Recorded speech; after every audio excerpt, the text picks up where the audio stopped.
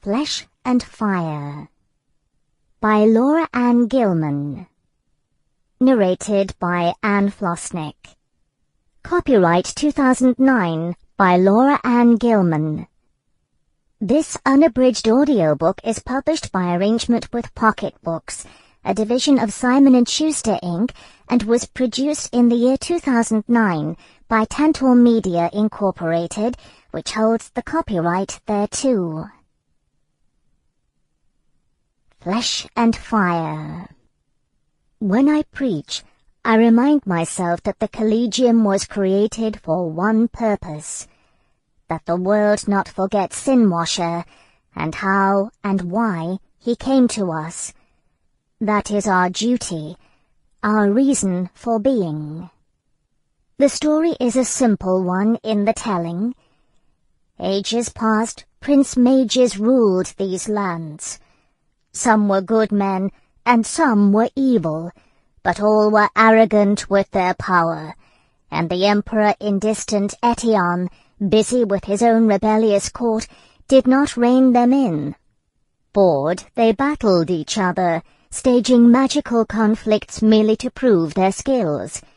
Year after year the contests grew more brutal, the need to win more overwhelming.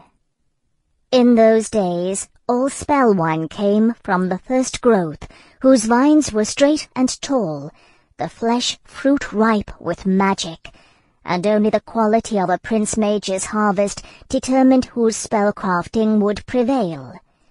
Thus the people were taken from their other necessary work, until entire regions felt the pinch of hunger and disease. Distraught, the people cried out to their gods to save them. Of all the 10 gods, only 2 heard and listened. Baphos, patron of the harvest, and Sharif of the growing season.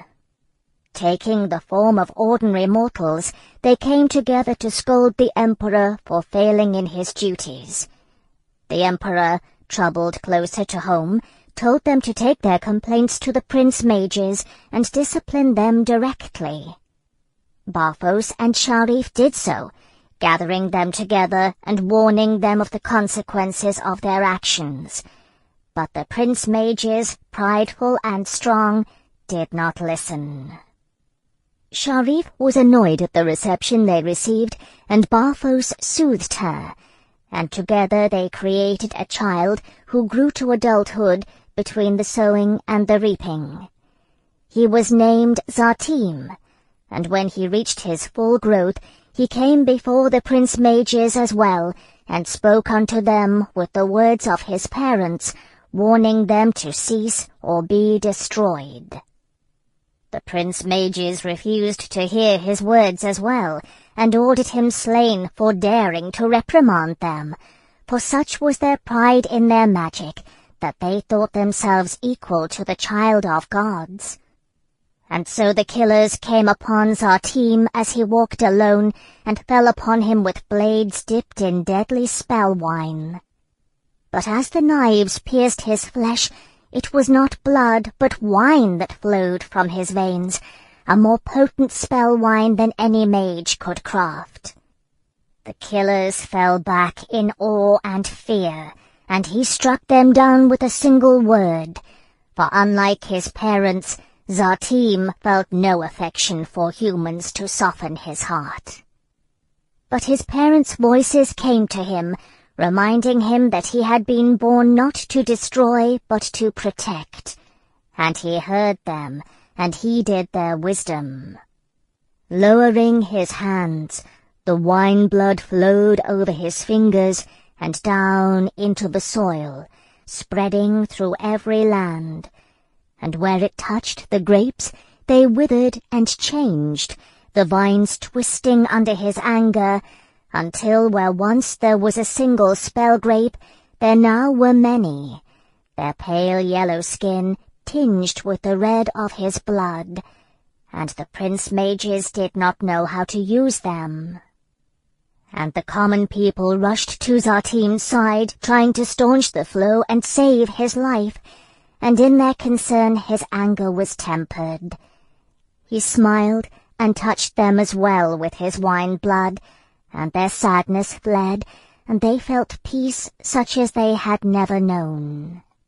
"See this," he said unto them, "see this, how I cleft the magic of the land from the seats of power. Let nevermore the mighty craft magic, and use it against those they are sworn to protect." And then he died, and those around him gathered the wine blood from his flesh, and brought others before them, and washed their hands with the blood as well. And so the peace was shared, and they praised the name of Zartim's sin-washer, who had stopped the prince mages, and saved the land from destruction, and given them peace. This is the story we tell, we washers' kin. We travel from the Collegium School to pour the wine blood for those who are in need of comfort, and tell Sin-Washer's story over and over again, so that none will forget what we once were, and how we came to be as we are now. That is the story as we tell it, and it ends there. But where legend ends, history begins, and no true story ends so cleanly. In distant Etion, in the year of Sin-Washer's birth and death, the emperor himself was slain in his own bed, and the land fell into chaos. A few prince mages still tended their strange new grapes, but Sin-Washer had spoken truly. Each vine was now limited in scope, not the mighty powers of before. And so the age of the prince mages waned, their attentions turning to more immediate practical sources of power and strength. But the vineyards remained, and in their place the vine arts, the vine mages, arose to master the grapes and craft them into useful things. And so were Sin-Washer's words proven true once again, for vine arts must spend their entire lives learning their vines, and have no time to build armies or rule over men. And princes, busy with the ways of men, have no time to dedicate to the secret and subtle ways of vines. For nearly 1,500 years, through surfeit and famine, prosperity and plague, we have abided by Sin-Washer's commands. But time passes, memories fade, and the hunger for power is a terribly human thing. And so we, even we washers, were caught unaware. Prelude. In the hills of southern Yaja, thunder had rolled through the night before, but no rain accompanied it, and the slaves were at work in the vineyards soon after sunrise. The sun had progressed to the 3rd quarter mark when a lean figure came to stand at the edge of the yard. A freshly picked clutch of fruit rested in his work-roughened hand, and he was studying the flesh of the fruit, letting the magic deep within it speak to him and murmur of potential and promise. A soft cough sounded, overriding the gentle morning hum of insects in the grass and attracting his attention as intended. "Master!" Vinazionio didn't turn, but out of the corner of his eye he saw the slave, diffident but urgent, his hands fisting in the rough tunic that hung over his wiry body. "Yes."